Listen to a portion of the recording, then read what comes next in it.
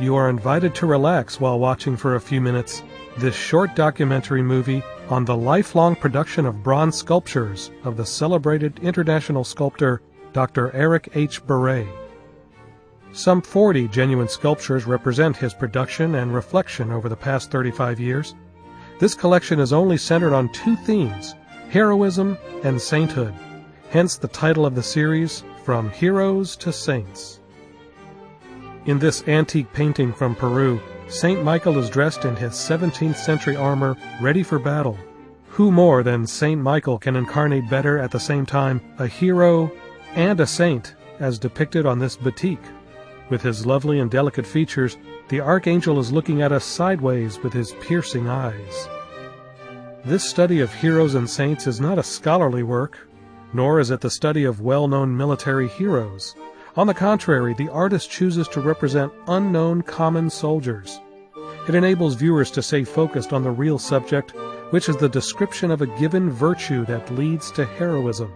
The artist uses his art and talent to start a meditative dialogue between the sculptor and the viewer. This collection could be called a sculptural study of human virtues. Part 1 of the study deals with what makes a hero or a saint. Part 2 deals with how to make a statue. And Part 3 combines all the parts and explains the artist's vision of a monumental Gates of Paradise. During the first part of the study, the artist will take us through different series of statues and different examples to analyze the virtues that heroes and saints possess, such as courage, faith or unshakable convictions, or honor. And the artist will review some pertinent historical facts, primarily for the series on the military heroes. Following the tradition of the Christian sculptors of the Middle Age, the artist will attempt to illustrate some difficult metaphysical subjects. Our study will conclude that saints and heroes share basically the same virtues, and particularly the supreme virtue of self-sacrificing for the better of all others. At the time of their death, both heroes and saints, having accumulated so much spiritual might, will pass through the gates of paradise easily, after being welcomed by the Archangel Saint Michael. The Gates of Paradise, still for now a project, will be one day a sculptural grand finale to the study. It all started 35 years ago as a dreamlike meditation induced by the lecture of the famous Italian poem from the Middle Ages written by Alighieri Dante, The Divine Comedy. The hero of the story, Dante himself, in a dreamlike status, visits hell and paradise. He sees there countless sinners as well as some virtuous dead souls who are purging their sentences that vary greatly according to their judgment. Dante also reunites with his beloved dead Beatrice. Similarly, our sculptural study will review some of the human virtues that can lead to heroism or sainthood. It might be illustrated here in the 4 following bronzes from the series on the Civil War, one describing the virtue of alertness, another one describing the virtue of resilience, as on this piece called On Duty at Richmond, a third quality such as glory, as embodied in this dashing young officer who is parading on Dixie Street, or the quality of accuracy, as in this statue named Firing the First Shots at Spotsylvania. From the Napoleonic Wars series, it could be honor, as depicted in the statue dedicated to Captain Marbeau saving the French Eagle, or obedience, seen in this Napoleonic soldier Hussard waiting for the orders. Other statues are designed to be shown only as a pair. They are called a diptych. Each statue is telling us two things.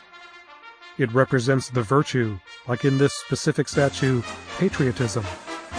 Also, it tells us a particular aspect of history, as in victory, and its subtitle, The Victorious French Cavalryman at the Battle of Austerlitz in 1805.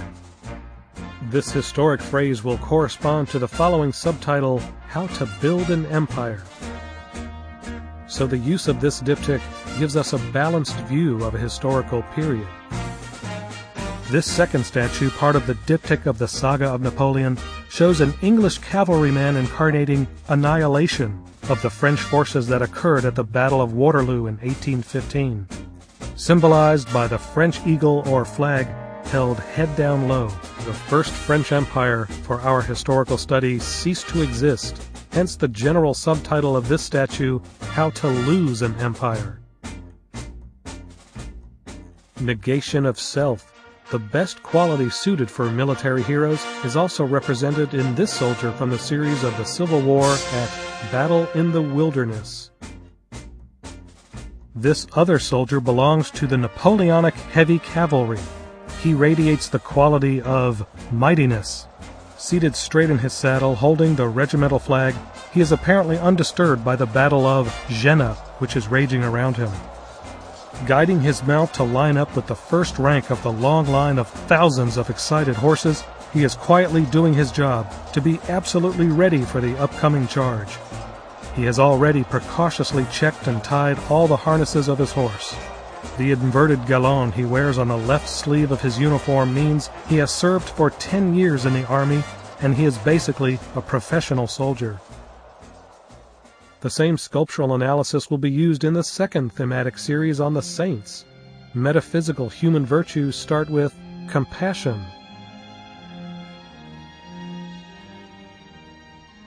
and continues with this statue, faith.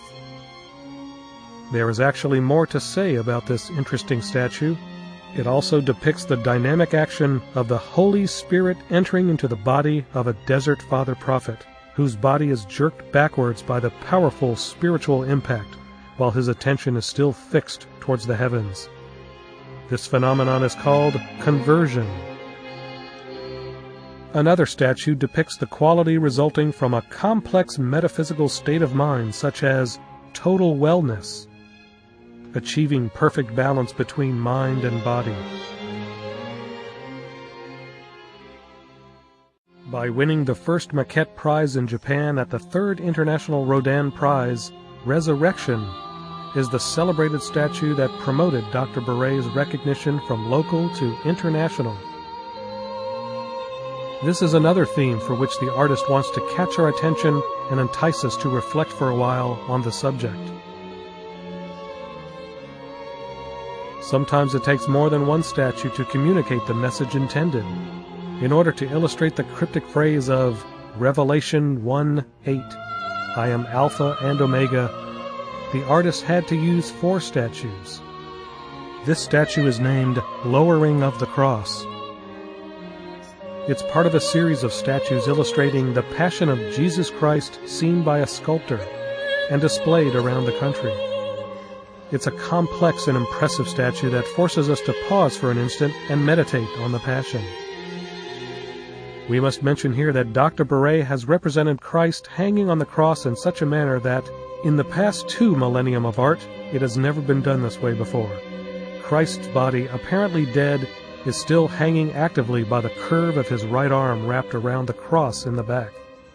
This position is therefore protected by a copyright. Another reflection on the subject of aging is also presented to us for confrontation of our inner reflection with the own conflicting one of St. Paul, the hermit companion of St. Antoine, concerning the last thoughts before one's death. The inner tension created by his will to live, opposed to his will to meet God when he has become quite old, is rendered artistically by the protrusion of his head forward, past his chest. While his gaze is directed toward the sky, he seems to plead to become stronger and to help him to resolve his inner conflict. The touching poem of Dylan Thomas summarizes this mental conflict to the best. Grave men near death, who see with blinding sight. Blind eyes could blaze like meteors and be gay. Rage, rage against the dying of the light. And you, my father, there on the sad height, curse, bless me now with your fierce tears, I pray. Do not go gentle into that good night. Rage, rage against the dying of the light. After studying the different virtues and other metaphysical subjects, it is time to detail the second part of our study, how to make a statue. There is no statue without inspiration. Born in the historically and artistically rich region of Burgundy, France, Dr. Beret, early on in life, developed his natural interest for art, history, and metaphysics. He also discovered soon his talent for three-dimensional arts.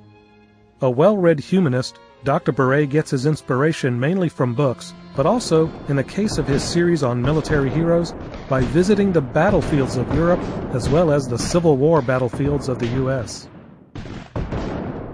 After serving the French equivalent of the Peace Corps in Africa, Dr. Beret moved to the USA to do his residency in pediatrics at Emory, Atlanta, Georgia.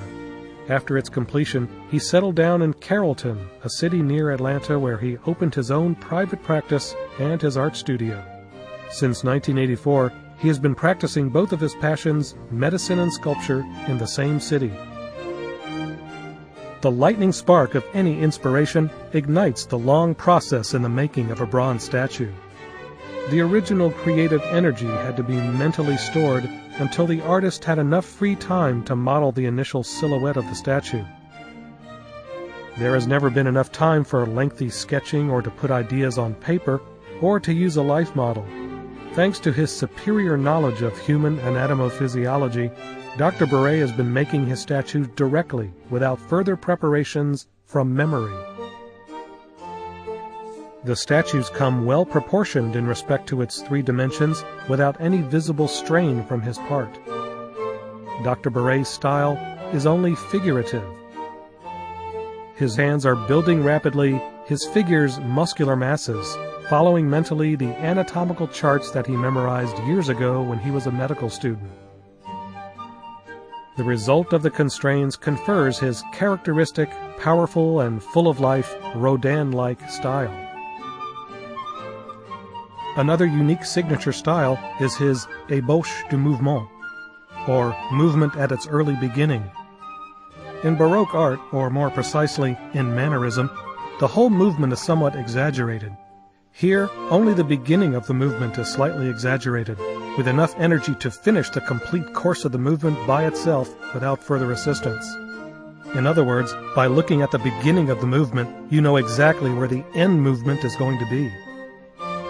A third characteristic style found in Dr. Beret's style, and especially visible in his metaphysical series, is the use of clothes to prolong the motion of a given movement, conferring to the sculpture a certain Baroque effect. Fourthly and lastly, the finished wax model is heated using a hand blowtorch.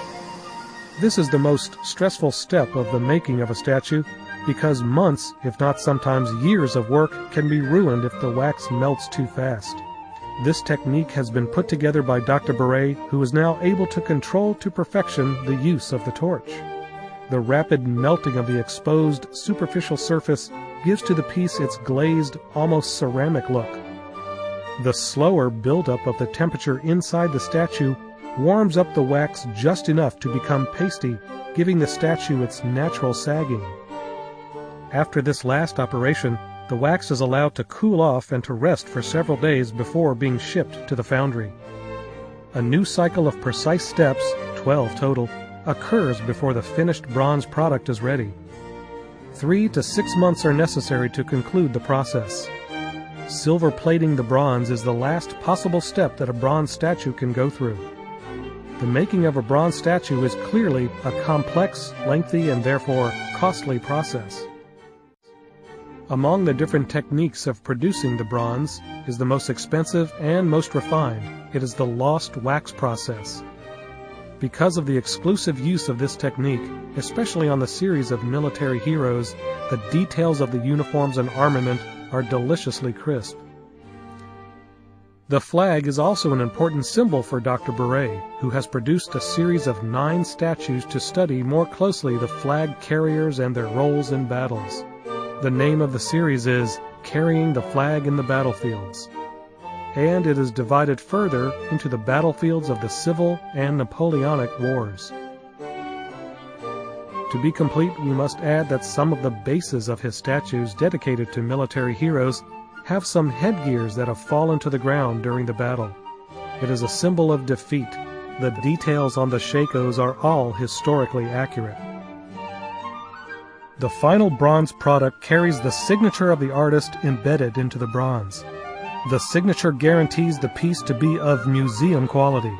Indestructible, elegant, and refined, a bronze statue is a rare object of art that can be transmitted from generation to generation unchanged.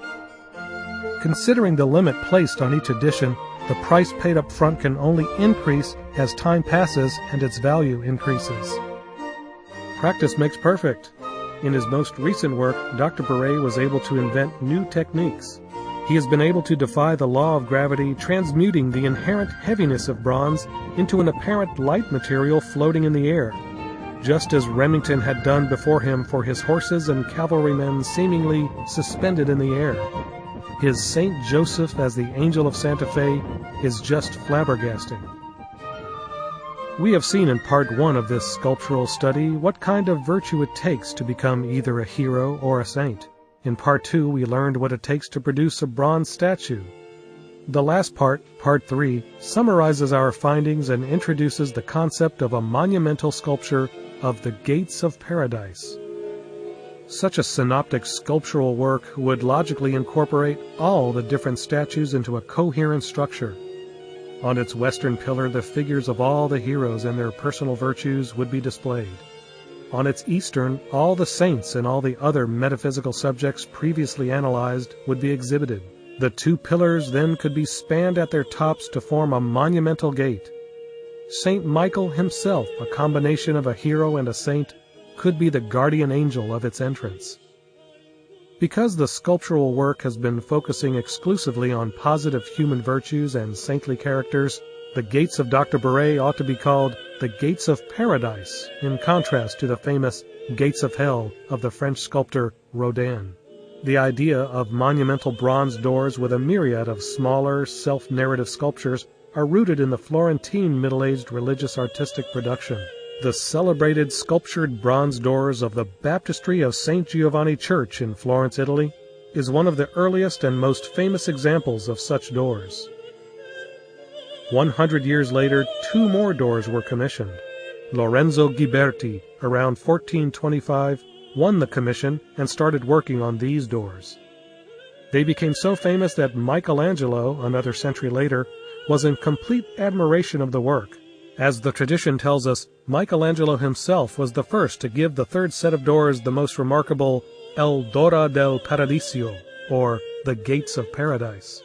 More recently in Paris in the 1890s, Rodin had been working on incorporating many of his sculptures of his monumental project of the Gates of Hell.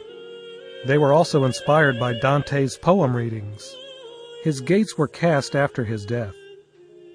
On the mantel of Dante's Gates of Hell, Dante tells us in his book that he read before passing under the doors the following gloomy words, "All hope abandon." In the case of Beret's Gates of Paradise, in contrast, the inscription would more likely read, "Because you self-sacrificed for the good of others, all hope expect." The technical challenges of casting monumental bronze statues encountered years ago by Michelangelo in his early designs for a large bronze horse are still today so challenging that we hope that Dr. Beret's project will eventually be realized and made public.